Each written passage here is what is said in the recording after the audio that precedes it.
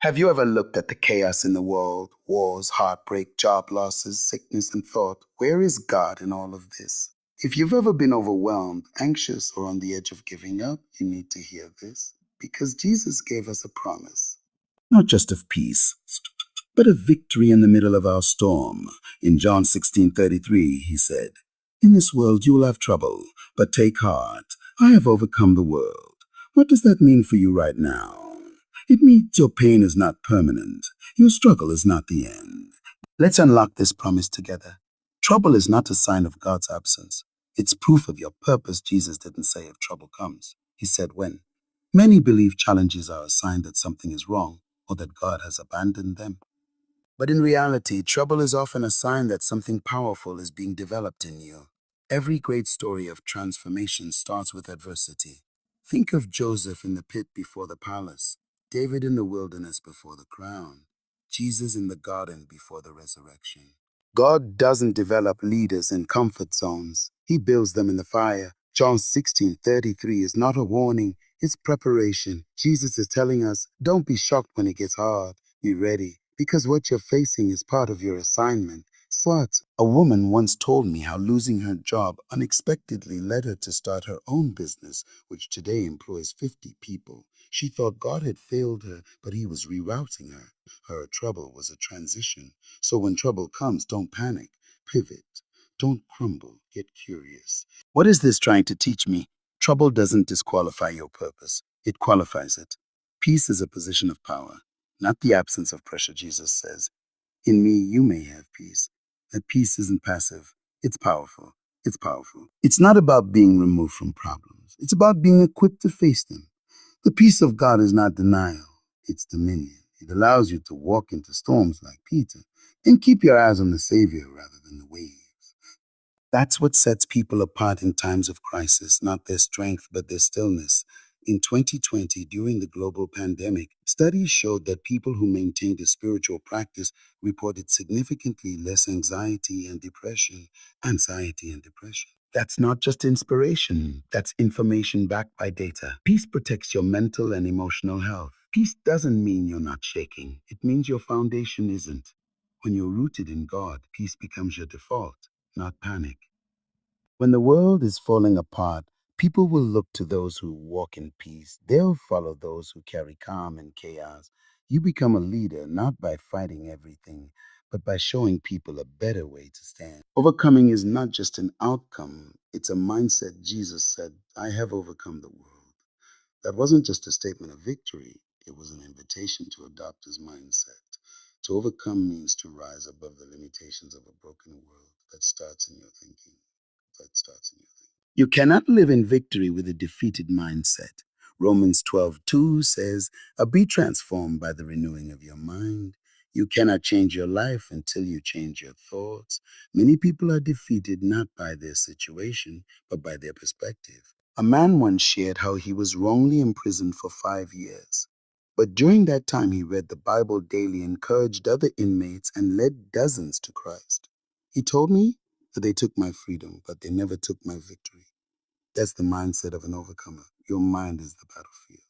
Your thoughts are your weapons. Choose to see the situation as God sees it, not through fear, but through faith. Don't ask, why is this happening to me? Ask, what is this preparing me for? Trouble reveals what you truly believe. Anyone can claim faith when the sun is shining. But trouble exposes the depth of your foundation. Do you trust God only when things go your way? Or do you still believe when nothing makes sense? In Matthew 7:24-27, Jesus talks about two builders, one on the rock, one on the sand.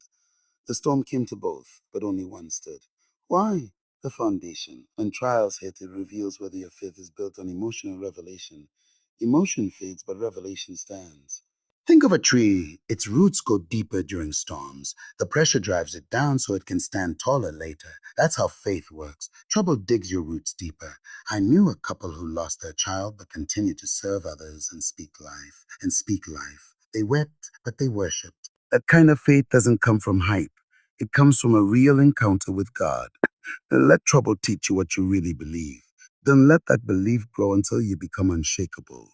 You are not alone. God is with you in the storm. Jesus never promised to remove all trouble, He promised to walk through it with us. That's the difference between despair and hope. You are not abandoned, you are accompanied. Psalm 23:4 says, "Even though I walk through the valley, you are with me." The valley is not the destination, it's part of the journey, and you're not walking alone. Many people give up not because the pain is too great, but because they feel isolated. That's why this truth is vital. God is with you. God is with you. Not just in church, not just in prayer, but in the courtroom, in the ICU, in the late nights when you can't sleep. Real strength comes from knowing you're not doing this alone. And when you know God is with you, you stop begging for escape and start walking in endurance. Tell yourself daily, here may be in the fire, but I am not alone in the flames. Your storm can become someone else's shelter. The trouble you endure today can become the testimony that saves someone tomorrow. Pain is never wasted in the hands of a purposeful God. 2 Corinthians 1:4 says, He comforts us so we can comfort others. What you survive becomes someone else's survival guide. I once heard a woman share how her cancer diagnosis gave her a platform she never imagined. She began visiting hospitals, encouraging others, and now leads a network of support groups. Her suffering produced strength for others. Your scars can speak life to someone else. The shame you overcame, the battle you fought, the breakdown you survived, it all has value when surrendered to God. So instead of hiding your story, start sharing it. Someone is waiting for the strength you've gained. Victory isn't always seen. It's often sown in faith. We often want to see the victory before we believe it. But God works differently. He calls us to believe even when the outcome isn't visible. Hebrews 11:1 defines faith as the evidence of things not seen. That means sometimes the most powerful moments of overcoming happen before the circumstances change. Victory isn't just a healed body or the restored marriage. Sometimes victory is the decision to praise when you feel broken. Sometimes it's getting out of bed and trying again. I met a man who battled addiction for 20 years. Today he's sober, but he told me my victory started the day I chose not to give up, even when I failed again. Don't measure your overcoming by what you see. Measure it by what you refuse to surrender. Sometimes just standing is a sign you're already winning. The end of the story has already been written. Jesus said, I have overcome the world. Past tense, it is finished. That means you're fighting from victory, not for it. Think about watching a sports replay when you already know your team wins. Even if it looks rough at halftime, you don't panic. Why? Because you know how it ends. That's the life of faith. Yes, you face setbacks. Yes, it gets dark. Yes, it gets dark. But the ending is secure. You may be in the middle of the mess, but heaven has already declared you win. Revelation 12:11 says, They overcame by the blood of the Lamb and the word of their testimony.